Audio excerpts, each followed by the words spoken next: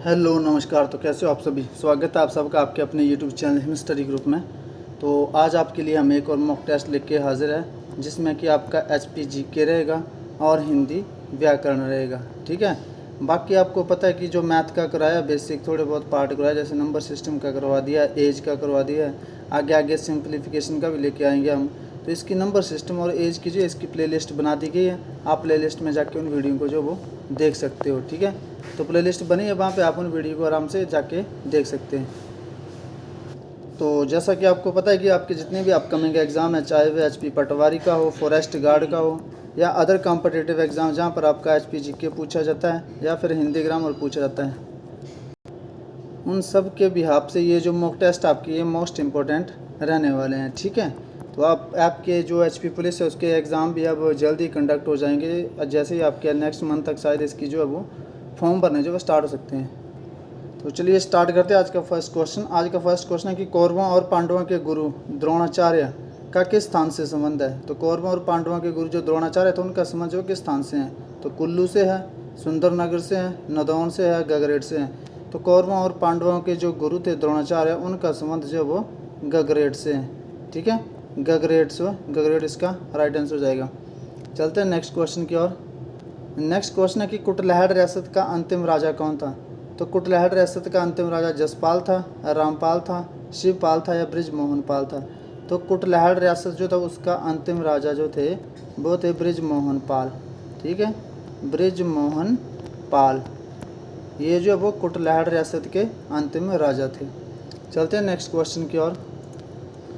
Next question आपका कि जसवान राज्य की राजधानी कहाँ स्थित थी। तो जसवान, ये ठीक है, जसवान। तो जसवान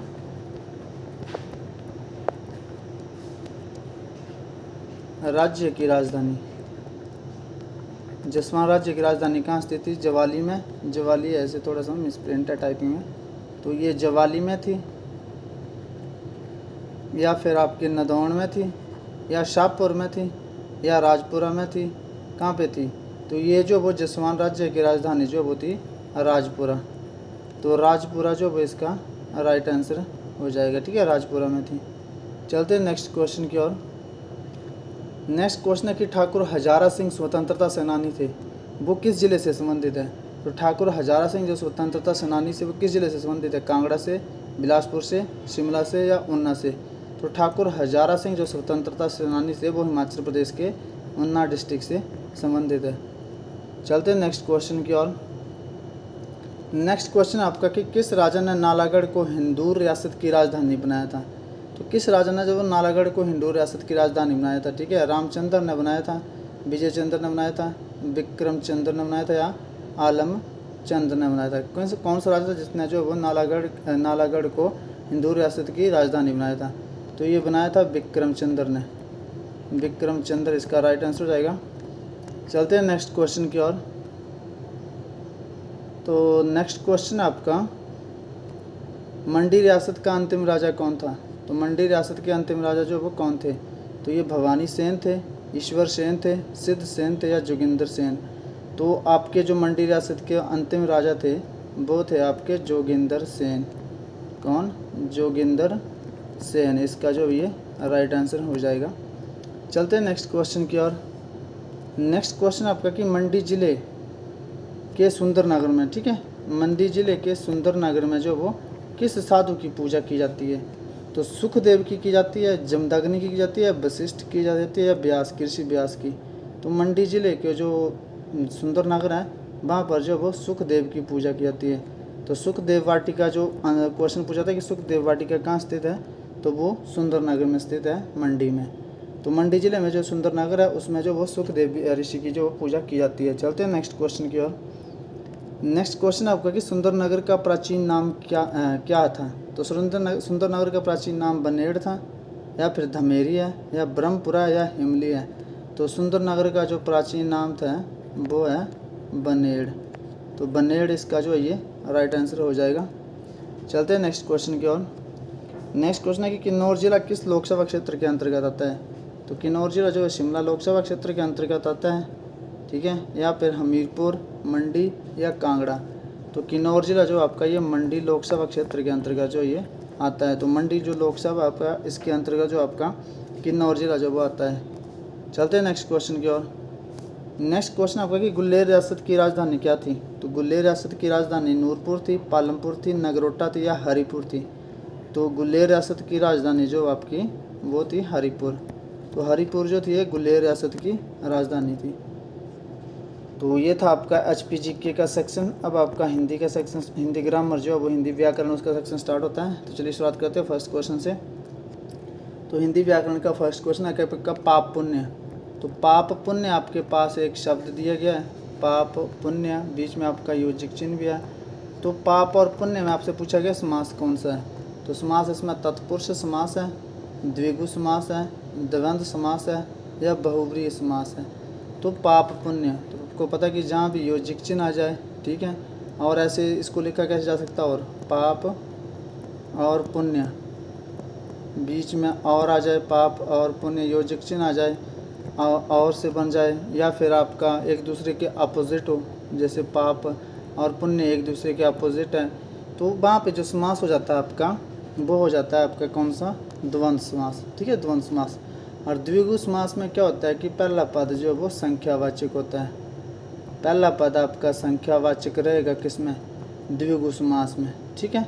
तत्पुरुष समास में आपकी कारक विभक्ति आती है। और बहुव्रीहि समास जो होता है उसमें क्या होता है कि जो पूरा शब्द होगा वो किसी और की तरफ इशारा करेगा, जैसे दशानन। तो दशानन शब्द का इसका कोई अपना अर्थ नहीं है, बल्कि ये किसी और की तरफ इशारा करता है, रावण। तो रावण, तो दशानन में जो समास हो जाएगा वो आपका बहुव्रीहि समास हो जाएगा। चलते हैं नेक्स्ट क्वेश्चन की ओर। नेक्स्ट क्वेश्चन है कि पंचवटी में कौन सा समास है? तो पंचवटी का जब शब्द विग्रह करेंगे तो ये बनेगा 5 वटों का समूह। क्या? 5 वटों का समूह। पंचवटी 5 वटों का समूह, ये बनेगा आपका 5 वटों का समूह। तो जहाँ पर भी आपका पहला पद जो वो संख्यावाचक आ जाए, ठीक है, पहला पद आपका संख्यावाचक आ जाए, तो वहाँ पर जो समास आपका द्विगु समास हो जाता है, ठीक है। तो यहाँ पे जो समास आ जाएगा आपका द्विगु समास जो वो आ जाएगा पंचवटी में।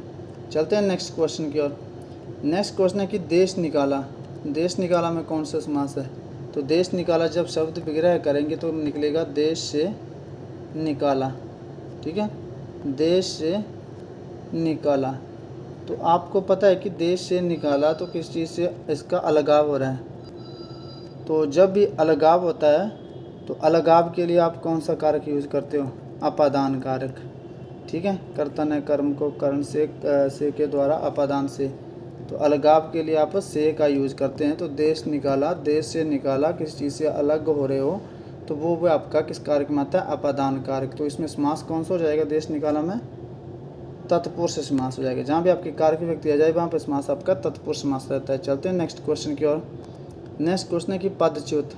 तो पदच्युत मतलब पद से च्युत, जब इसका शब्द विग्रह करेंगे तो पद से च्युत, तो इसमें भी कारक विभक्ति आ जाएगी और कारक विभक्ति आपकी तत्पुरुष समास में आती है हमेशा। चलते हैं नेक्स्ट क्वेश्चन की ओर। लास्ट क्वेश्चन आज का, यहाँ पे गलती से 12 लिख रहे 15 है। तो संस्कार में संधि विच्छेद बोला है, संस्कार में कौन सी संधि है? तो इसमें जो है जब इसका संधि विच्छेद करेंगे तो सम यह हलंत है, ठीक है, सम हलंत प्लस कार। तो जहाँ भी आपका हलंत आ जाए, दुनिया की कोई भी संधि जिसमें हलंत आ जाए, तो वहाँ पे जो संधि जाती है आपकी वो व्यंजन संधि हो जाती है। कौन सी संधि हो जाती है? व्यंजन संधि हो जाती है। तो संस्कार में जो संधि हो जाएगी व्यंजन संधि हो जाएगी, ठीक है। तो ये था आपका आज का सेशन। आई होप आपको सेशन पसंद आया होगा। तो मिलते हैं नेक्स्ट सेशन में, तब तक के लिए जय हिंद, जय भारत।